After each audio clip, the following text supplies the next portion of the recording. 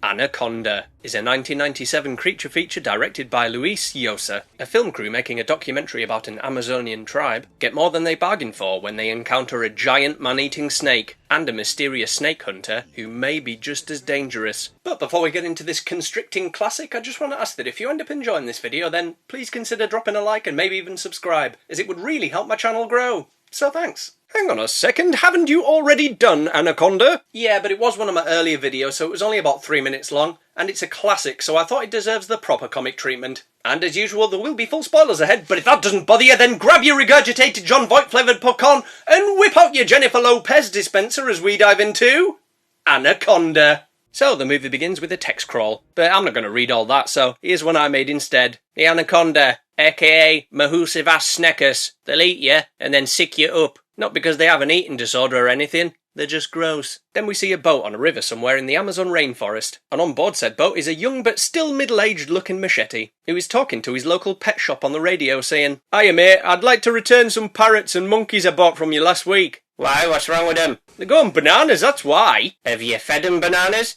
Yeah." "Well, there's your problem. No refunds. Bye." Cheeky bugger.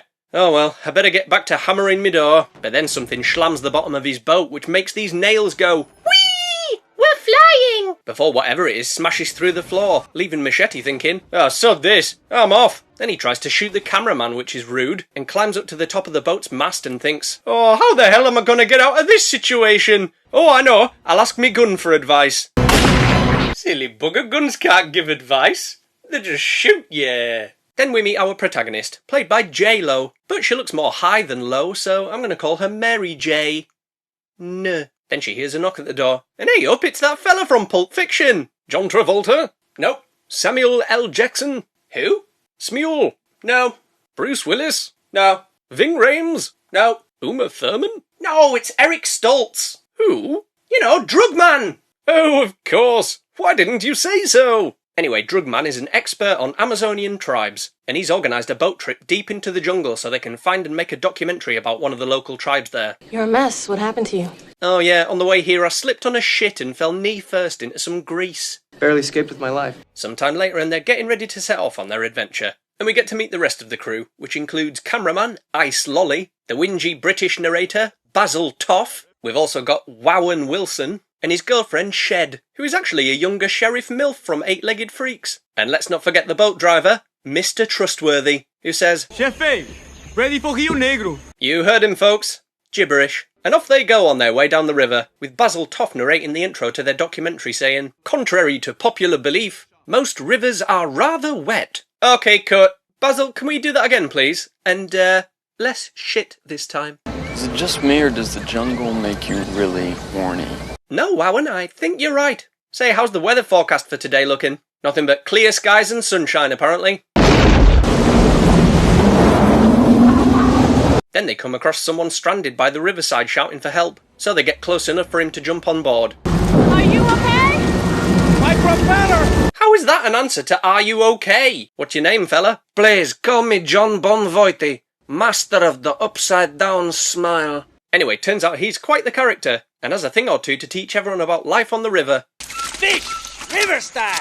As opposed to what? Fish tree style? What, have you never heard of a branch haddock before? So as he's dicing up his catch for lunch, Basil wonders how he's so good at catching fish if he failed his fish catching exam. Fail? Who says I fail? I didn't fail. Did you fail? Yes, I fail. Drugman then tells him about the tribe they're looking for, and John Bon Voight says he's seen them, and will take the crew to them as thanks for saving his life. Well, that's great. Cheers to that then. Let's have ourselves a nice whiskey or 5. 5 whiskeys? That's breakfast on the river. 5 whiskies for breakfast. I drink more than that in me sleep. Later that day, and Basil Toff is busy whacking off golf balls with his golf club, with bag of ice like, "Will you pack it in, mate? I can't hear my music over you playing with your balls." Also, they're now close to the area where John Bon Voight said he saw the tribe, and he tells everyone that according to legend, the tribe lives entirely off Doritos, and even grow them on bushes. Not to my knowledge. Cheeky shit calling me out. I'm gonna ruin your documentary for that. A Shirashama idol. I know what I know. You can accept it or reject it. Leave me at the next village. Cut. John, can you please not get in the way? Sure thing. I promise I won't do it again. Okay, take 2. A Shirashama idol. I know what I know. That evening, the boat pulls up to the shore and Wowan and Shed are like, just popping into the jungle for a quickie. Back in a bit. But as soon as they start to get frisky... Wait. Shh. Do you hear that? No, not that. Hang on a sec, that's the pig noise from Virus! Huh, I guess it's now the pig noise from Anaconda. Thankfully, John turns up to save them from their attacker, and he drags the dead boar back to the boat where Drugman says, right, from now on, if anyone wants to go for a quickie, then John has to stand watch. That's a smart idea. The next day, and as they're floating along, the boat gets stuck on something, so Drugman volunteers to dive down and cut it free. Maybe better I do it.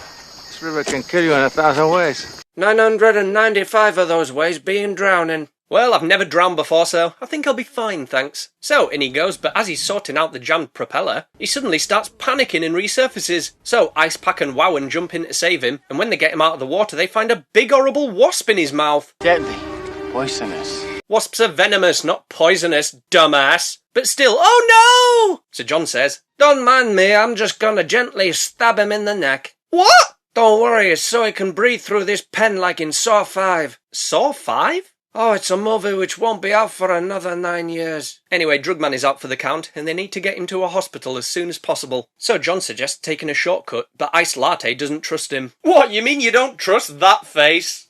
So they follow John's shortcut, but soon find themselves face to face with a big wooden blockade. Not to worry though, John has a solution.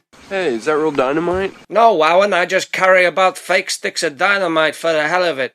Stupid question. MJ protests though, but Basil is like, Oh, for God's sake, blow the bloody thing. nah, I'm nowhere near drunk enough to do that. So John and Wowan go and set the dynamite. Then once it's set, they get back on the boat and boom! The blockade goes kablamo. Take that, you stationary wooden bastard! Unfortunately though, the explosion knocks all but one of their fuel barrels into the water. So if they can't find more fuel somewhere, it looks like they're up shit creek without a paddle. More like up Anaconda Creek without a fuel. Ken?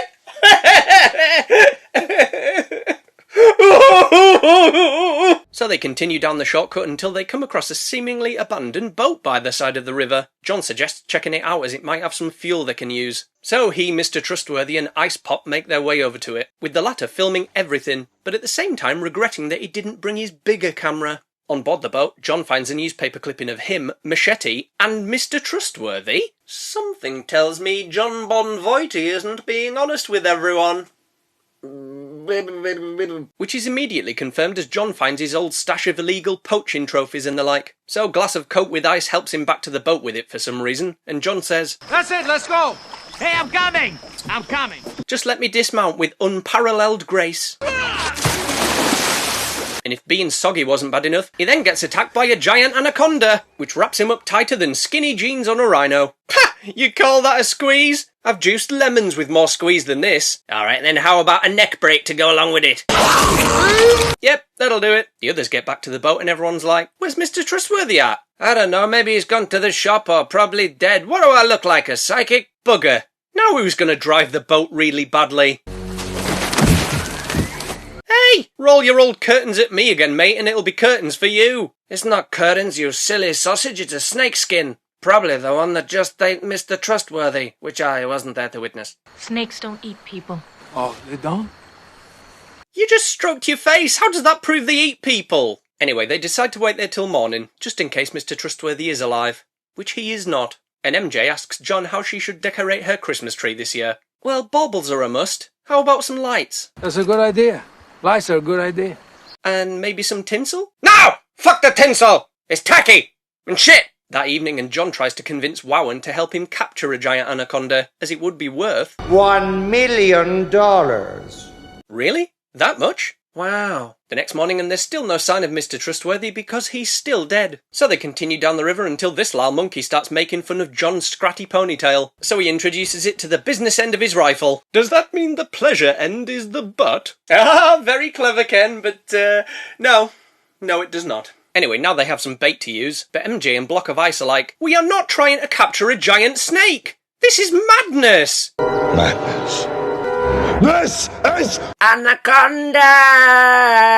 Unfortunately, Wowan wants to go along with John's insane plan though. So Icebreaker says, I'm about to throw both of y'all son of bitches in the river myself. oh my god! You just murdered that tin! Yeah, I did, and I'm in charge now, so deal with it. That evening and everyone is sat quiet, as John Bonvoitie fishes for the 40-foot fiend. And I mean that it's 40 foot long, not that it's got 40 feet.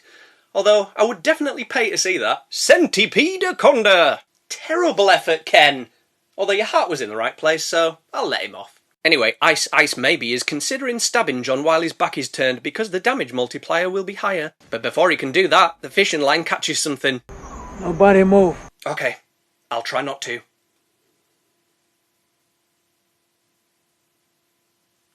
Oh, I'm sorry, you failed, John! Oh my god, it's a Mahoosiv-ass Snekus! Foolishly, Melted Ice thinks now is a good time to attack him, but he gets swiped by the snake's tail with a fall very reminiscent of me trying to get back in bed after going for a middle-of-the-night piss. Then the fishing line snaps and John says, "No more!" So, of course, MJ runs away with the snake smashing through the window like, "Aye-ya!" And I've got to say, the animatronic snake is amazing. Although I'm pretty sure that snakes don't scream. Then Shed gets knocked into the water, so Wowan jumps in to save her. But oh no, the snake has gone back in too! And just as he's about to get out, it grabs him by the face, wraps him up and takes him into the depths, leaving everyone rather shaken to say the least. Then John orders Basil to take his gear inside, but he's like, Not your bloody poodle. Oh, is that so? Bloody poodle. Then we see the snake still swimming around and, hey, I'm inside a snake. Wow. Later that evening and the others come up with a plan to overthrow John, with MJ pretending to flirt with him so he lets his guard down. Been a long time since I had a woman. But then he sees Ice Latte sneaking up behind him with a stabber. Think I'm stupid? Yes. I'm not stupid! You were saying? Then Basil gives us the best line in the movie. Asshole in one. And then, if you can believe it, MJ convinces the guys to just tie him up instead of killing him, which is a terrible idea. The next morning, and MJ confronts John with the newspaper clipping from Machete's boat. This was all one big setup, huh? It was like, and to be honest, I can't believe that they didn't realise immediately that this guy was up to no good. Well, at least they can now focus on getting out of there. So Basil teaches Ice Block how to drive the boat and says, Take us back to crisp sheets and hot showers. The playoffs and a six-pack. A Columbo marathon and a wank. Not at the same time. So they continue down the river but get distracted by this lovely waterfall and end up getting the boat stuck. Looks like they're going to have to tie a winch to something and pull themselves loose. And while they're all tying the ropes, Shed decides she's going to give John a good stabbing. But she hesitates and he ends up trapping her in his legs and choking her to death. And bloody hell, imagine if that face was the last thing you ever saw. God! So while John cuts himself loose, the others notice something big underwater swimming towards them. So they swim as fast as they can back to the boat, but unfortunately for Basil, the snake ends up chasing him up these rocks leading to the waterfall. And oh no! John's got free and has a proper scuffle with Ice Machine, and ends up stabbing him in the leg. Poor Basil ain't doing well either, as the snake finds him hiding behind the waterfall. So he jumps out and says, "Ah! This was a stupid idea! Somebody please catch me! No, not you, damn it!" Then the tree topples over onto the boat, making the others fall in. Then while MJ is helping Ice Tray back onto the boat, he gets wrapped up by the snake! Luckily it gets distracted by Shed's corpse though, which gives MJ time to pick up the nearby rifle and shoot it in the head like, "Take that, you serpentine shit!" Also, she managed to shoot a bolt-action rifle 3 times without ejecting the shell casing.